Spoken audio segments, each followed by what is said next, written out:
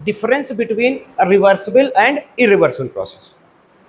इधर की तरफ रिवर्सिबल हमने लिखा है और इधर की तरफ क्या लिखा है, इरिवर्सिबल।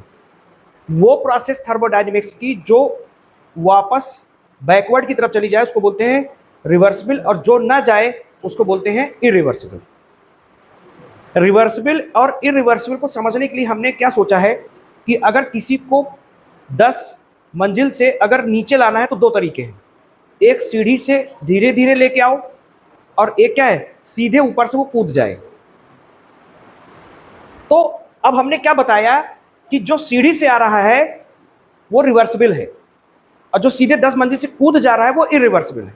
और कैसे समझाया हमने, अगर सीढ़ी सीढ़ी आएगा तो उसके हाथ पैर सलामत रहेंगे, आराम से आएगा, धीरे धीरे आएगा, हाथ पैर सलामत रहेंगे तो वापस रिवर्स हो लेगा।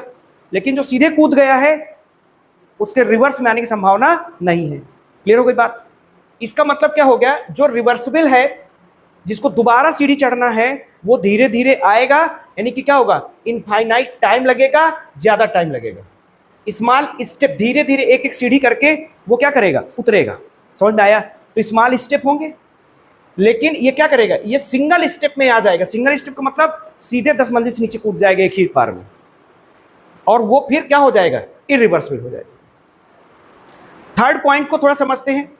It is in state of equilibrium at all the stages operation. अब यार स्मॉल स्टेप होंगे, मेनी स्टेप होंगे, तो सब में इक्विलिब्रियम देखने को मिलेगा, सारे स्टेज ऑपरेशन मतलब दिखेंगे, यानी होते हुए दिखेंगे।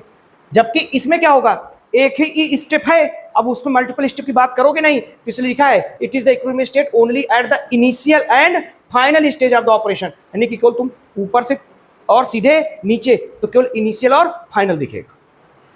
चौथे को हमने मना किया था क्योंकि भैया जो रिवर्स्ड होगा वही तुम्हारा रिवर्सिबल होगा, जो रिवर्स नहीं होगा वो हमने बोला इरिवर्सिबल होगा, तो इसको लिखने की जरूरत नहीं थी। पांचवें, अब तुम सीढ़ी से धीरे धीरे करके उतर रहे हो तो इसका मतलब क्या लगेगा, टाइम लगेगा, और इसका मतलब ये क्या होगा, स्लो होगा। और सीधे ऊपर से कूद रहे हो तो वो स्पीड में आएगा और वो फास्ट होगा। वर्क डन इज क्या लिखा है, रिवर्सिबल एक्सपेंशन, यानी कि वर्क डन है वो क्या होगा, ज्यादा होगा।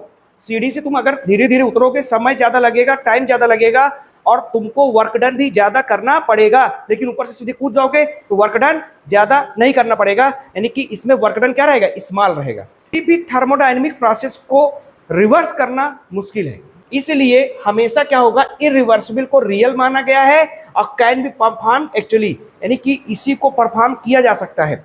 लेकिन जो रिवर्सिबल वाली है वो क्या है, इमेजिनरी है, और ये क्या करता है, केवल एज्यूम किया जाता है, माना जाता है।